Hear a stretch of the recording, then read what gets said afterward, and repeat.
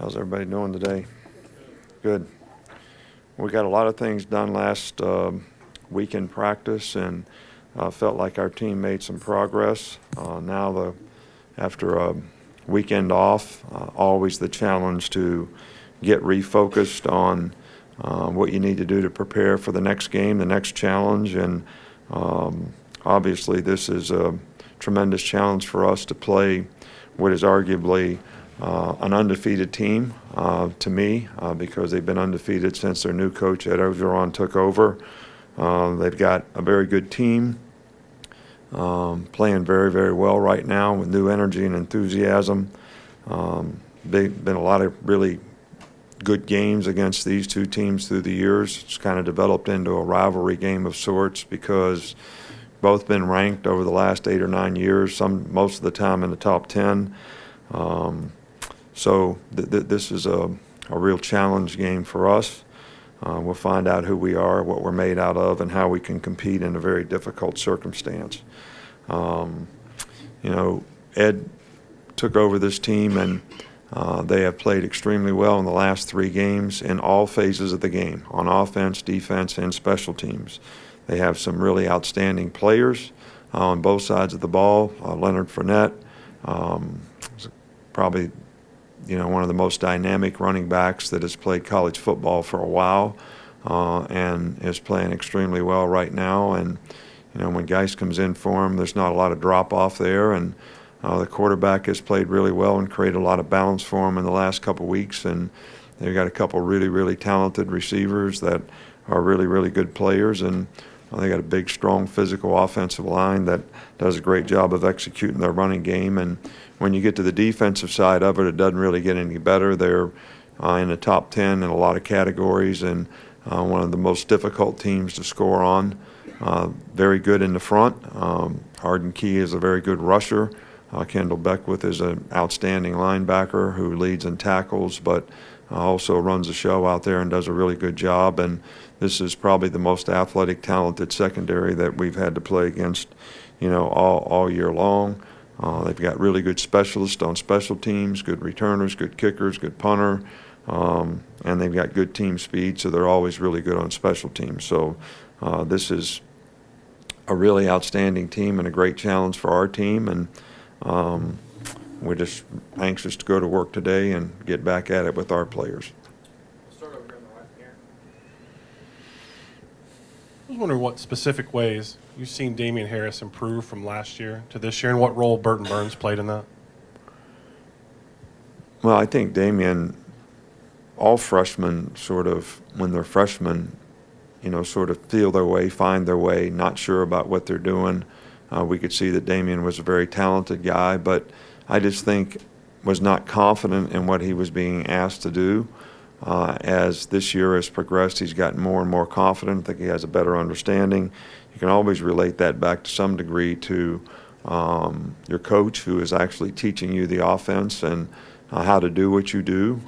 And he's been very productive and played with a lot of confidence and has turned out to be the kind of player that we thought he could be, and we're very pleased with how he's performed for us all year long. Front middle here with Michael. Kind of same topic about Damien, asking about his vision. What is it about his vision, what makes it good, and how does that come for a running back? Is it natural?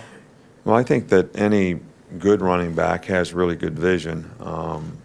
Vision is understanding of the play, how you press the hole, how you make your cuts in the hole based on how the defense reacts. I don't care how talented you are with the ball in your hand, if you don't have that instinctive vision to make those cuts at the right time relative to setting up the blocks, reading the blocks, running off the blocks, I don't think you're going to be productive, and Damien does that very well. Mark. 2 quick ones, if I may. First, an injury update on Alphonse Taylor. Has he been cleared for contact yet? He is going to practice some today. We're kind of allowing him to do what he can, and we'll sort of take it day to day. So I can't really answer that fully. We've been off for 3 days, and we're going to see how he does today. And just with the guys in the secondary, since Eddie's gone down, and you had a few days to evaluate those guys, how are you feeling about the safety position, and how has Minka looked when working back there some? Well, Minka has worked back there some, and he's very natural at it. Played it in high school quite a bit. So we haven't made any decisions for sure on how we'll go there. We'll just continue to work and see how it develops and kind of see who can handle it the best and try to put the best combination of guys out there we can relative to what we have to play against. Back on the left with John Cena. You kind of touched on this in your opening statement, the impact that Coach Orgeron has had on them. What, I don't know how well you know him, but what kind of, about his personality, is he just a guy that the team can rally around? Well, I can't really speak or make comparisons. I really don't know what's happened. All I can see is what's happened on the field, and his leadership obviously has had some effect on that relative to the team seems to be playing with a lot of energy and a lot of confidence. They've executed really well, hadn't made a lot of mistakes. I just feel like in the last 3 games they played really, really well. I could ask a second one on Jonathan Allen. He seems like a guy who's improved, from my perspective, every single year he's been here. Where has he gotten better even this year? Well, last year Jonathan played because we had a lot of depth. He didn't have to play in all the circumstances in the game. We sort of saved him a little bit for the pass rush situations, and he played some and alternated in there and did a really good job. But this year he's had to play in all phases of the game and has done really well, whether we're playing against a running team or whether he's been called on to pass rush or whatever it's been. So I would say that we had confidence that he could do all those things a year ago. He didn't have to do them as often, but he's accepted the role of what he's had to do on this year's team and done it extremely well, both run and pass. Back in the front here with Dwayne.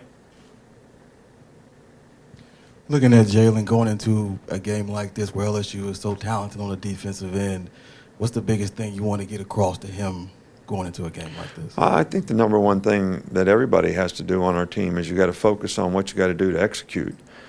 This is not a trick 'em type situation. I mean, they're going to line up like they line up, and you're going to have to block them, and you're going to have to read what they do, and they're going to play man-to-man, and the receivers are going to have to beat them, and the quarterback's going to have to make throws in small spaces. We're going to have to protect the edges because they've got 2 defensive ends that both can rush. So there's no magical potion for what you do relative to playing in a game like this. It comes down to your ability to execute, block, tackle, focus on the things that you need to do to execute one play at a time in the game, and that's going to be important for the quarterback to do as well and take what the defense gives, and they're very, very good at what they do, and we need to be very good at what we do. Back in the front, on the other side with Ken. Just wanted to ask, your punt return options, did you look at that some last week, and how'd that go? And how important is 4th down in a game like this where field position can be so crucial? Well, we have, looked at our options there. We've had several guys back there that's been back there this year. Xavier Marks has been back there, returned one for a touchdown in a game. Trayvon Diggs has been back there. So we'll continue to evaluate which one of those guys. I think the most important thing in games like this is who's going to do the best job, especially, they're a spread punt team. They've got a left-footed punter. They do bulldog rugby punt sometimes. So the judgment of the guy back there, when to field the ball, when not to field it, when to play it on a hop, when to get away from it, I think that's really critical. And when you're playing against this kind of team, they do a really good job of covering. They've only had like 6 punt returns against them out of 32 punts or something like that. So, I think the key thing is possession of the ball in a game like this. We'll go in the back with Lars. Coach, when did you first realize that you had something special in Jalen? Well, I think it's a work in progress. We wanted to play him in the first game, so we did that because we thought he had a potential to do some really good things and make a contribution to the team, and he certainly responded well in that game, and we sort of build on that, and you never know how a guy's going to develop and how he's going to improve, especially young players. how they can handle the responsibility that they have, how they can handle their ability to focus and stay with what they're doing. And he's done that extremely well. And I think it's going to be important for us that he continues to do that and he continues to grow and learn. And there's a lot of things that we can do better on offense to be a little more complete team. And I think that those are the things that we focused on a week ago in the bye week to try to improve on. And that's going to be something that's going to be important for us to be able to do in this game. Stay in the back of Cecil.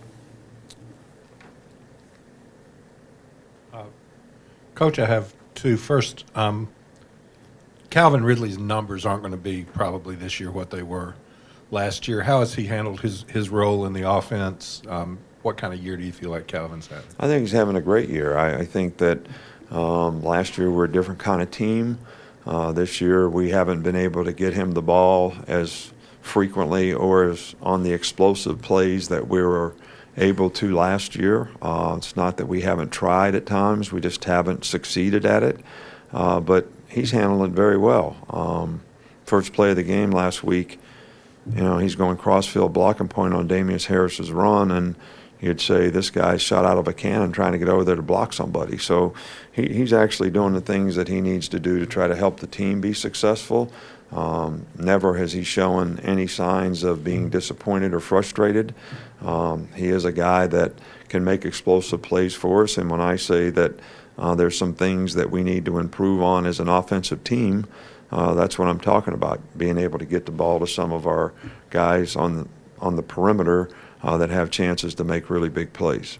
And second, any particularly nice birthday presents today? Not really. I only got really one, and it was one of those things where you push the button and it says that's bullshit. That's the only one I got. So I don't know if somebody's trying to tell me something or what. You need that button. I don't know. They told me I couldn't take it home. I may need it at home more than I need it here, but Two more, Alex and Joe. Nick, I just want to ask you, what do you want to see from Tony Brown this week that makes you feel more confident giving him increased playing time going forward? well, I think that with every player that you put out there and you give an opportunity to play, you want to know that you can trust the guy to do what he's supposed to do. And that would be no different with Tony or any other player that we put out there on the field. That you know what your assignment is, you know what your key is, you know what your read is, and you're going to go do those things, and we can trust you to do your job. That's what we'd want from any player on our team, and that's certainly what we'd like to say that we want to do and get out of Tony Brown if he gets the opportunity to play in a game. We'll wrap up in the back of Joe. Hey, Coach, I know it's a fairly small sample size and the personnel are still the same, but what kinds of changes have you seen to LSU's offense since Coach Orgeron took over? They're using a few more, a little more multiple in personnel groupings, and just done a really good job of executing. Their play action pass game has been very effective. I think it's not real complicated for the quarterback, but he's done a really, really good job of executing and tying the play action passes with their great running game and making explosive plays down the field with some very, very good receivers. So they're a little more open, I would say, in terms of what they're doing, and it's paid some dividends in the balance that they've been able to create by doing that. Thanks, Coach. All right, thank you.